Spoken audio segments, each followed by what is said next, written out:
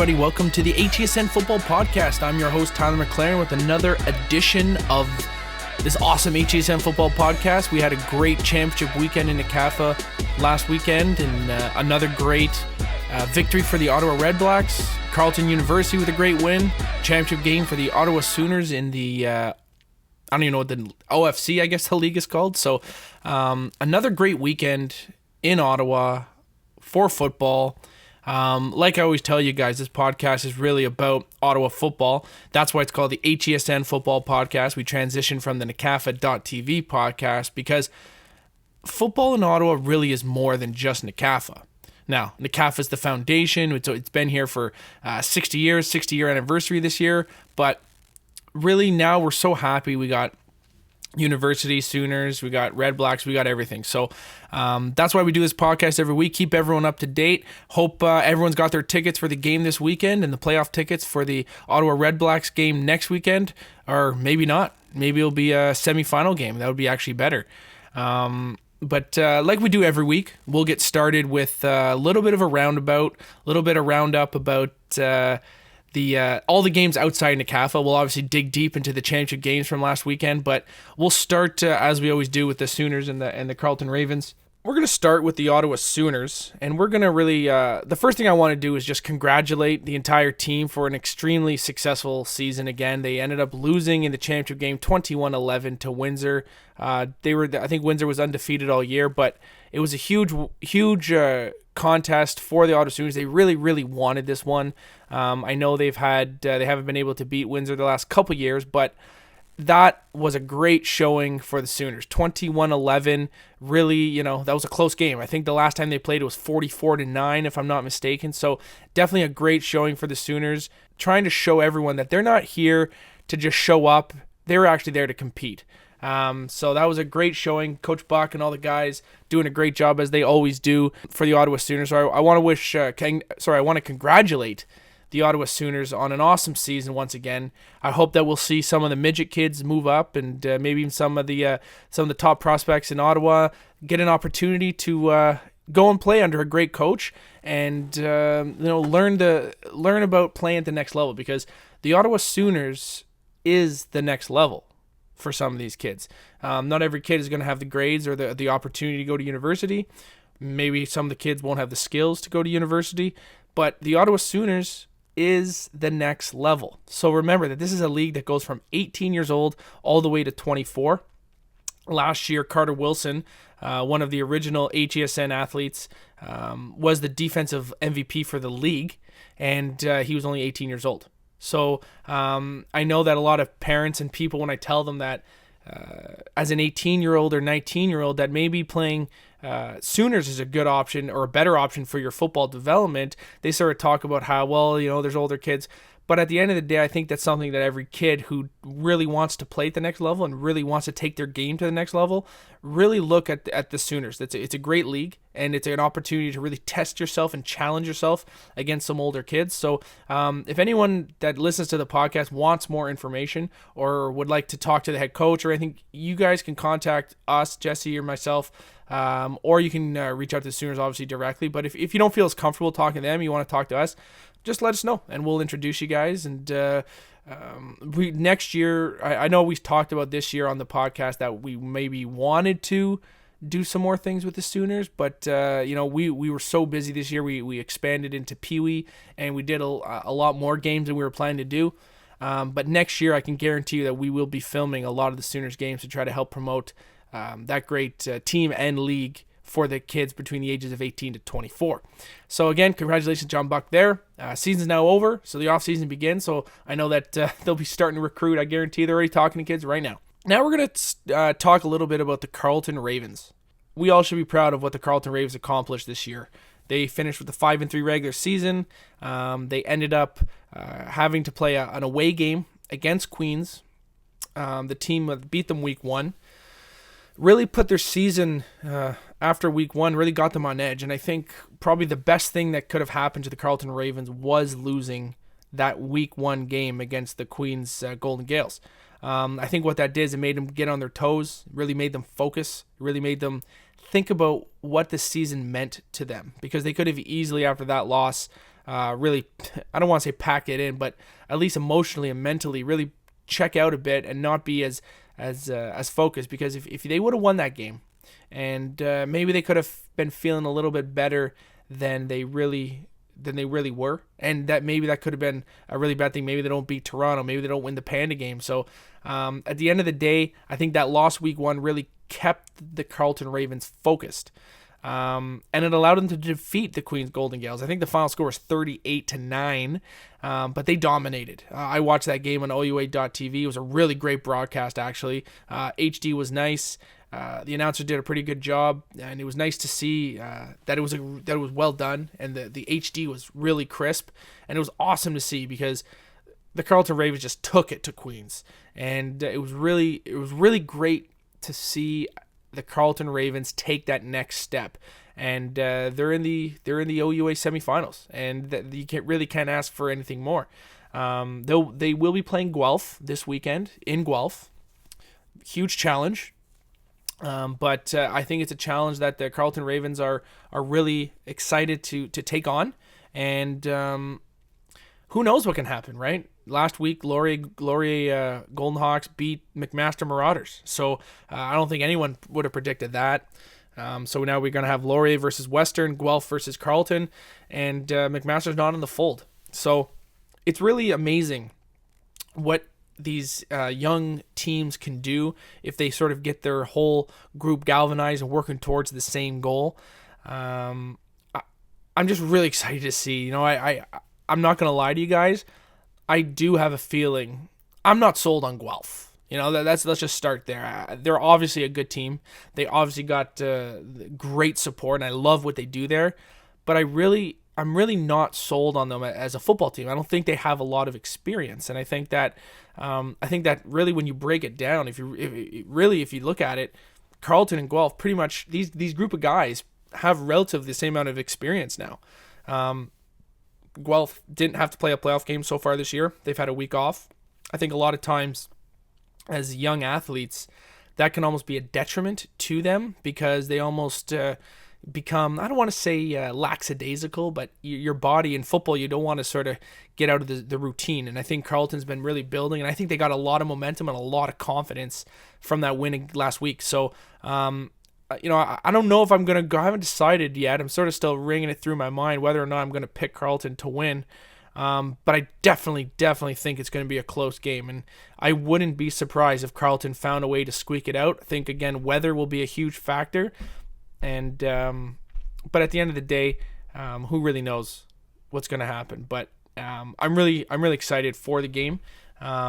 I know that I probably won't get a chance to. Actually, you know what? I will probably get a chance to see. I'm going to Red Blacks game at 4:00 on Saturday at TD Place. And I know that their game's probably 1 o'clock on Saturday, so I'll probably get a chance to watch a bit of that. So I'm really excited to do that. But I think it's going to be a close game. I think it's going to be something like 31-27 for Guelph. Could go Carleton's either way, but I can't really pick against Guelph right now because of how well they have played this year.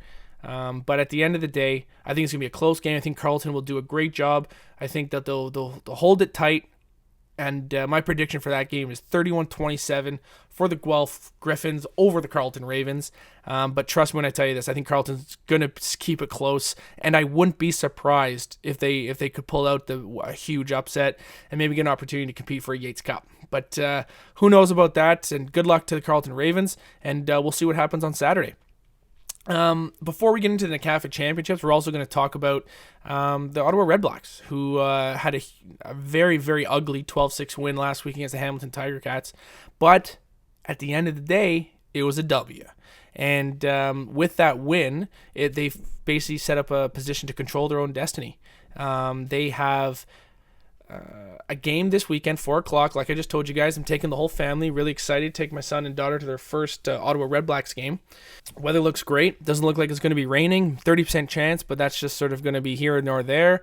And I'm really excited to take the fam there. I think that the Red Blacks have a really good opportunity to get that first round bye and get an opportunity to play in the Eastern Conference semifinals in the CFL. And that would mean if they can win on Saturday, all they need to do after Saturday is win one more game and they'll win the Grey Cup. And if you would have told me at the start of this year that Ottawa would be having to play one game to get into the Grey Cup, I would tell you that you're stupid. But with the addition of Jason Moss, which I think is the biggest addition to the whole team, plus the group of receivers that they've brought in, I think that with those two things factored in, the defense last year was great. I know Henry Burris didn't play well last year, but I really put most of that on the offensive coordinator and the lack of receiver depth. When you bring in, when you have multiple receivers, potentially four 1,000-yard receivers, plus more talent at the running back position. Like I said, I was never a huge fan of Siobhan Walker. I think he's a good addition to a team, but I do not think he can be a lead running back in professional football. I don't think he's tough enough.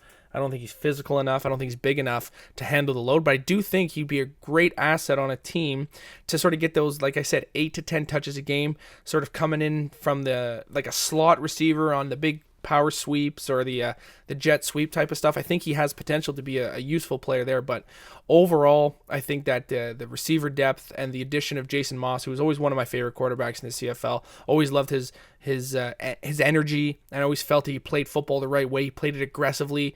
He reminded me of Brett Favre in the sense of when he played, he was a gunslinger. I always thought, Ricky Ray was sort of the accurate, cerebral passer in Edmonton. Jason Moss, I always felt, was this gunslinger out there just throwing it around. And I think he's brought that swagger to the Ottawa Redblacks. And I think that Henry Burris has embraced it. I think that with the receiving core and the running back depth this year, that the Redblacks have been able to show you what they can do with the talent that they have. Marcel Desjardins has done a great job bringing in defensive talent, and obviously Rick Campbell's a good defensive coach. He coached in Calgary for many years, and they had really great defenses there. So you can see that when you get the full pieces, when you get all the pieces together, you get offense and defense working together, more contribution from special teams, a little more consistency in the kicking game this year. We're able to put together. We might be first place in the East, and if not, we'll be second place, and it's still good. So that's going to be great. It'll be great to see. I hope that we see as many of you. Anyone listening to the podcast, if you see me on Saturday, I'll be there. So make sure you say what's up, and we'll have a beer and cheer on the Redblacks. And those are the three teams that we're going to be talking about. Redblacks will have another game or two at least. Hopefully Carleton Ravens will have another. They have one game this weekend. Maybe they'll have another one after, and who knows after that. And Sooners had a great season. Congratulations to you. Now we're going to get right into the NCAFA Championships, which was an unbelievable weekend of excitement at the Minto Sportsplex. If you're a doctor who does skin grafts, you're going to have a great opportunity to find some new clients, because first thing I want to talk about is how brutal the turf is there. It's really disappointing how bad the turf is there. I've been talking a lot to parents and coaches around the city just about the turf, and just like I played NCAFA football, so I played on that turf from Tyke. We always played our playoff games, championship games there, and I always remember the turf being bad, but at least it had a good grip to it, and you got your turf burns, but you knew what to expect. I have never seen it this bad, and it's brand new, and kids were just getting ravaged from the turf, and it sucks to see, because every time kids went down, you could just tell that it was not enjoyable. Every time a kid went down, you can tell that it just was not enjoyable for them to pull themselves up from the turf. And it's disappointing to see, because that we've been waiting to get this turf done for years now. From all the information that I've received based on the organizations that were involved in speaking with the city about what turf would be laid down, this was not what the agreement said. So there are a lot of people that are really disappointed and frankly mad that this turf was laid down. So I wouldn't be surprised if we'll see something down the line where there's hopefully some communication between some of these sports organizations, not just football. We're talking I know field hockey obviously plays there, and I know that a lot of times soccer plays there, and I definitely think there's going to be some dialogue that's going to be needed between these organizations and the city, because it's just not safe. And if you're playing on a field that's not safe, how can you really expect these kids to play great? with all that being said, these kids did play great this weekend. And we're going to start with, actually, you know what we'll do? Let's take a look back at my predictions. Now, I predicted, these are the teams I predicted the Eagles to win at Midget. I predicted Cornwall to win at Tyke. I predicted Eagles to win at Mosquito. I predicted the Panthers to win at Pee-wee. And I predicted the Lions to win at Bantam. Now, if you go to the NCAFA.ca website, you can check all those scores. And I got everyone right except for the midget game. So we're going to start with that midget game because it was such a sensational game and it was such a sensational upset. And I want to start by congratulating the Bel Air Norsemen for an outstanding season and an unbelievable championship game. You guys, first of all these championship games are available on NCAFA.tv, so you guys can go on to the NCAFA.tv website, check out all the highlights. You can also go to the HESN YouTube channel, obviously. But if you go to NCAFA.tv, you can really get an in-depth look. Take a look 10 times. If you watch the video 10 times, every one of them, it would be probably the best thing for everyone to do, so you can really get a good feel for the games. But that midget game was spectacular. The effort that the Bel Air Norsemen put into that game was like nothing I've ever seen. From the opening snap, on the opening kickoff, you can see Meach took the ball with full speed, and he injured himself. You can tell that he got bumped right in the knee. You can see his legs sort of twisted a bit, and he wasn't feeling good. You can see him limping off, but he put that away, and he played that game like it was his last game that he'd ever play. And a lot of guys on the team did that. Quinn Stewart took a huge hit in the second quarter there, right on that turf, and you could tell he was really sore, but he couldn't throw the football. He couldn't raise his arm above his nipples. I know this for a fact because I was watching him and I heard what they were talking about on the sidelines, spoke to some people on the team after, but you know what he did? He didn't want to come out. So he lined up a receiver, and the backup quarterback, Jack Rabb, who was the receiver, went in and played quarterback, did a darn good job. We'll talk about him later.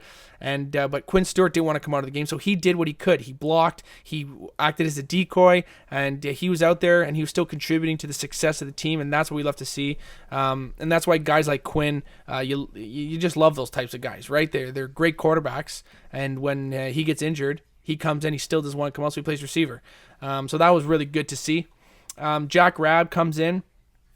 Jesse and I were talking about how the first championship weekend we filmed, I guess, which is 2013 or 2012, I can't remember now, but Jack Rabb was the starting quarterback for the Bell Warrior Pee-wee team, and he got injured, and Corey Peepers had to come in for the Bell Warriors, and he had to play quarterback, and they ended up squandering a lead and ended up losing to Jonathan Sutherland and the North Gloucester Giants, and didn't end up winning a championship. And this time it came in reverse. Jack Rabb had to come in, act as quarterback. He's the best punter in the city.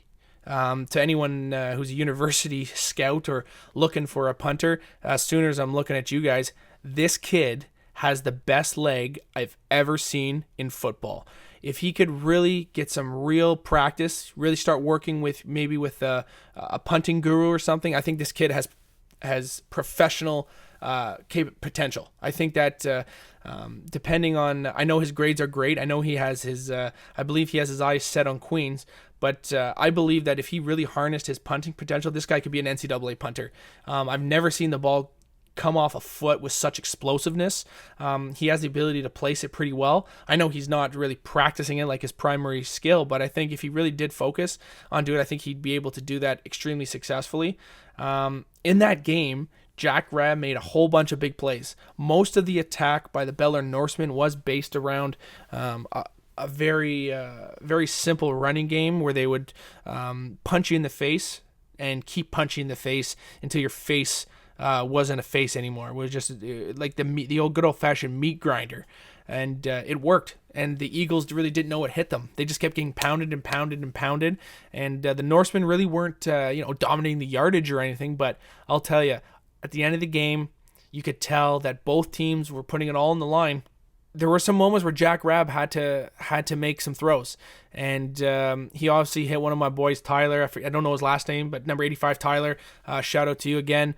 Made some huge catches. There was one play in the fourth quarter where Jack Rabb was back in the pocket, and he threw an absolute beautiful pass over top of everyone. Tyler made a diving catch, was able to secure it, and that allowed the drive to continue. More time come off the clock, and really really allowed for the Baylor Norsemen to run the time off the clock and have an opportunity to, I think, score a second touchdown there, and put them up 12-0 at that point. Now, the Eagles came right back. I think right after that drive, the Eagles came back. They had a 90-yard or 80-yard touchdown from Jacob Spinella to Eddie Senatus. I think that's his last name.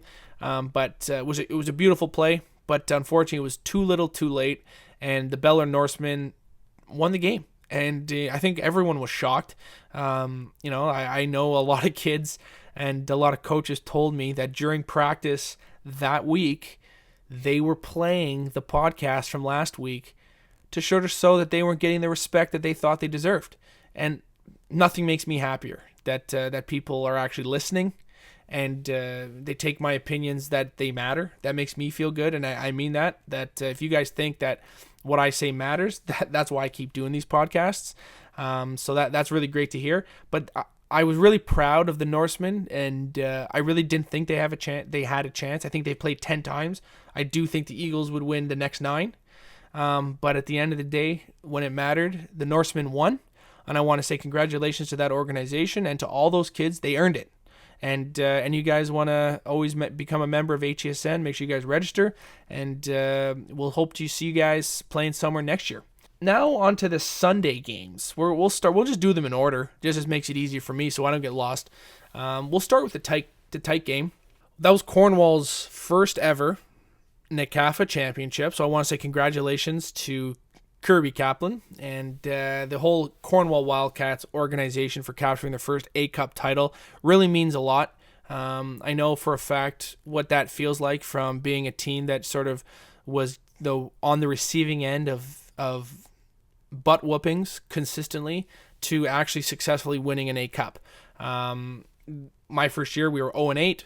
My second year, we went to the A-Cup and lost. And my third year at Tyke, we won the A-Cup with an undefeated season. So I know exactly actually what these kids are feeling, and I couldn't be happier for them. They earned it. But it was a great football game. And it didn't come easy because the Canada Knights were game. And there was tons of great athletes on the field. Number 7 for Canada was an amazing athlete. And he was really pretty much the difference in the game. If he could have had the opportunity to break one of those runs earlier in the game, I think Cornwall would have been in trouble. But Cornwall's defense hang tough. And it was a great game. With about 5 seconds left, the Canada Knights, you can check out the video obviously on thecafa.tv, but with 5 seconds left, the Canada Knights ran a little bit of fumble-rooski type of play and pulled it off perfectly, and they scored a touchdown. And they had an opportunity to tie it up with a 2-point kick. Now, how it works at Tyke football, I believe, is that you can do an uncontested kick with just your snapper, holder, and kicker. And if the kicker successfully kicks it through, it's 1 point.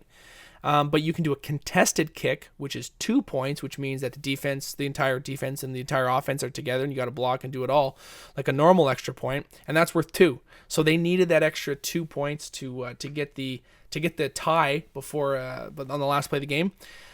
Unfortunately, they weren't able to get it, but it was a great game nonetheless. So I want to give my congratulations to Cornwall Wildcats for their first ever A-Cup. I also want to give congratulations to Canada Knights, who put on a great show and had a great season. They shouldn't be hanging their heads. When you get a team in the A-Cup at the Tyke division, you know that if you can just keep these kids together, that they will continue to have success as they get older, more likely than not. So hopefully we'll see Canada at Mosquito next year doing big things. At the Mosquito division now, we had the Eagles versus the Myers Riders, a classic West Side rivalry between two teams who both play in the OVFL together and obviously had midget together too for the Eagles and Myers respectively. And this was another great game. Now, it wasn't as close as the Tyke game or as the midget game, but it was probably more exciting than the two because this game had tons of big plays, really back and forth. This number 31 for Myers is absolutely ridiculous. He's huge, he's athletic, he's fiery. He's a kid that you want to watch out for down the line because he has some supreme talent. Number 55, number 11 for Nepean Eagles. Both of those guys are really, really good players. Nepean jumped out to a 20-0 lead, and Myers basically stormed almost all the way back, only to not be able to, capture it and take the lead or anything. But the final score in that game was 52-26 for the Nepean Eagles, who completed an undefeated season at the Mosquito Division. So congratulations to the Nepean Eagles on an undefeated season. You love seeing that, and you love seeing Myers there. And what I think, being a person that just loves football, is that's good news for the Myers OVFL Bantam team, because we're talking that 2 A-Cup Mosquito teams coming from the West End at 12 years old. Well, let's say there's 20 kids moving up to 13 years old. That's the first year you play OVFL. So there's a lot of really good kids coming up. So let's sort of look at this next year and see how good the Myers Bantam OVFL is, because it's usually pretty darn good. At the Pee Wee division, we had the game that I was most excited for, because we had the Cumberland Panthers versus the Bell Warriors, number 1 and number 2 all year. 2 teams that I know very well. I know lots of the kids and the coaches, and we're around them a lot. It turned out to be a great game. It was probably a better game than most people anticipated. I know when I was around talking to people that day, having some delicious burgers and hot dogs cooked by the Ottawa Generals. Thank you all for hosting and doing the championship weekend. But a lot of people thought it was going to be a blowout. A lot of people, I heard, Coach Karate and I were talking before the game, and parents would come up and other people come up and say, oh, how much are you going to beat them by 60, by 70, and blah, blah, blah, blah, blah. And Coach Karate just said, guys, this is a good team. We're ready to have a good game here. We're not going to beat these guys. And I'm not just saying that. I know for a fact that Coach Karate kept saying that to all these people. He said, guys, this team is good, and they're going to be ready, and we are in for a dogfight. And a dogfight they were. They were down early on in the game. They were down 14-0. And they let 2 big runs, one in the first quarter, and they had another one just at the start of the second quarter, but it was 14-0. And I know that people around the stadium were probably freaking out for the Cumberland Panthers, but that coaching staff of Cumberland did a great job, and they got those kids focused, and they kept them working their game plan. They didn't panic. They didn't do anything fancy. They just kept doing what they do best, and they ended up tying it up. It was 14-14. They ended up taking a 26-14 lead, and Bell Warriors scored a touchdown late to make it 26-20, which ended up being the final score. The number one thing that I was most impressed with was the unbelievable talent on both teams. The quarterback for Cumberland Christian is, I think, an unbelievable talent. Number 25, it's unbelievable. Number 85, I thought was the MVP of the game. I know they gave it to Christian. I would have gave it to number 85. I thought he was the difference for Cumberland in that game. I know Christian's the one giving them the ball. I understand that, but that 85 made some unbelievable plays, and he really was the difference maker in the game. I want to say congratulations to Coach Karate and all the coaching staff there and all the kids for a huge win at the Pee Wee division. They completed their undefeated season once again for Coach Karate. So that's, I don't know how many undefeated season that is for him. That's at least 2. And I know he'll be feeling good going into Bantam OVFL next year. But also congratulations to the Bell Warriors. They had a great season, and they just couldn't beat the best team in the league. And there's no reason to hang their head in shame. They had them. They're going to be, I don't want to say regretting what happened in the game, but they'll be thinking about it for the rest of the next few years. But they got to hold their head high knowing that they played damn good, and they had a chance to win, and it just sort of slipped away from them. And, Coach Polito and all the guys there, you guys did a fantastic job, and I think you guys did better than anyone gave you credit for. So congratulations on that. Hopefully we'll see a lot of these kids move up to Bantam next year, and maybe you guys will be back right there next year competing for the Pee Wee Cup again. The last game of the day was the Rideau Red Blacks versus the Bel Air Lions. Like I talked about last week, I haven't had the opportunity to really watch the Rideau Red Blacks that much live. I saw them on film and everything, but this team was for real. They had number 18, number 7, number 4. These guys could play football. And, it was a great football game. The Bel Air Lions, obviously, like I've talked about all season, I think they're unbelievably well coached. I definitely didn't think that they had the talent to really, from top to bottom, to do what they did last year. Everyone always said it was only JP Simikinda. But what this championship proved to us was it was anything but just JP Simikinda. this team is exactly that. This is a team. This Bel Air Lions is a team, and they were able to win the championship back-to-back as a team. The final score in the game was, I think it was 24-14. You guys can check out the highlights on thecafa.tv, obviously. This was a real back-and-forth game. It was 3-0, 7-3, then it was 18-7, and then it was 18-14, couple field goals. Number 19 for Bel Air had an unbelievable game. He had over 200 yards receiving. He had 2 field goals and a touchdown. He played unbelievably well, unbelievably talented kid. I've seen him play all year, but when it mattered most, he played his best game, which obviously means that this kid is something special. Quarterback Braden had a great game. Lacusa had a great game. Shane Paquette obviously had another great game. Number 94 played so well. You look at this team, though, they play as a team, and that's why I love what these guys do.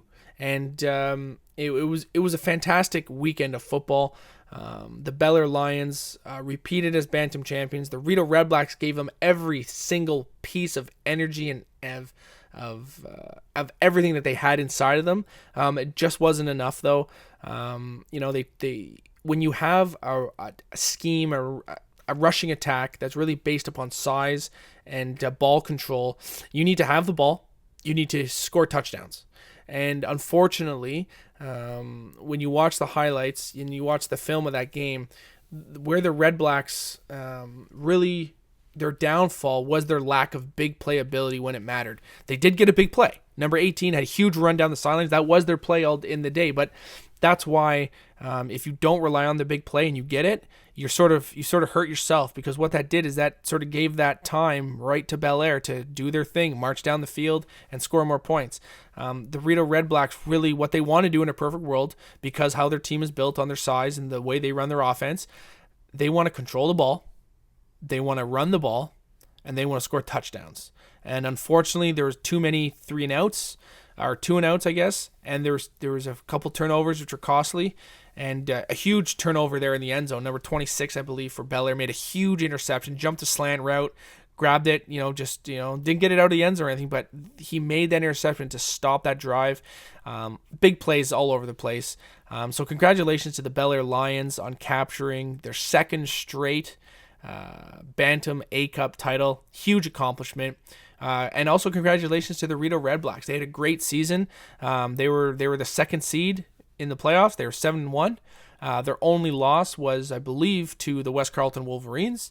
They beat the Bel Air Lions week 1 of the season, but at the end of the day, they just couldn't put it all together in the championship game and do it. But I really, really was impressed with how the Rito Red Blacks played. The amount of talent that they had. Number 99 who is a huge talent. Number 18 showed me some unbelievable athleticism. 7-4. Obviously, I know how good those guys are, but their offensive line did so great. I will say that the one thing that I think did hurt them as well was a lack of pass rush, sort of put their DBs in a tough position where they weren't able to cover for so long.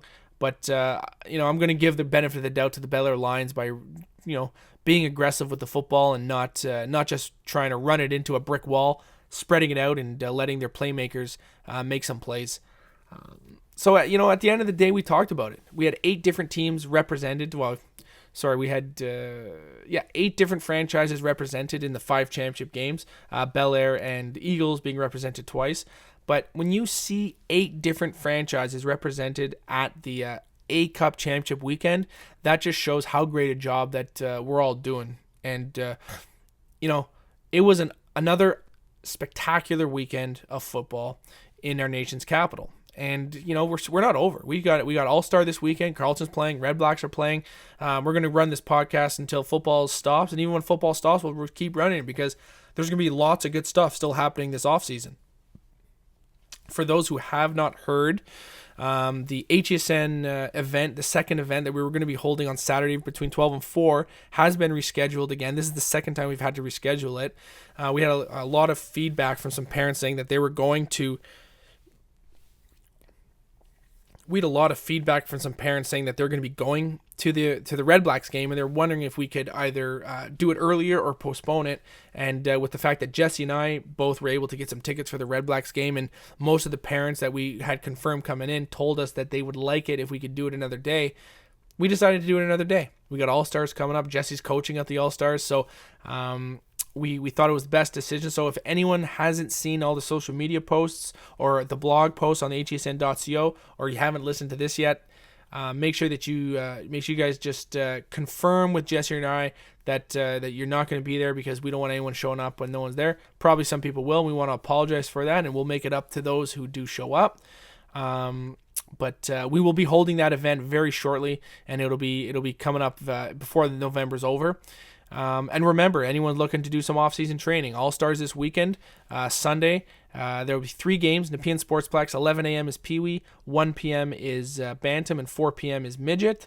So make sure you guys get all out there. But the key thing is that if you're looking for some off-season training, make sure you guys go check out EPA. I said it before, and I'll say it again.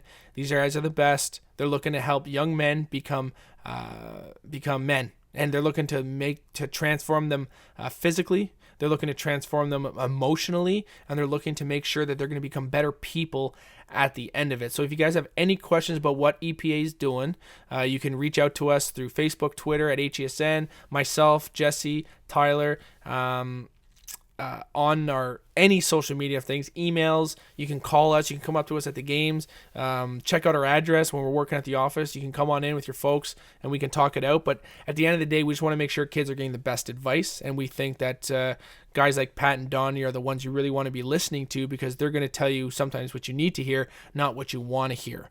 But that is our podcast for this week, the championship edition.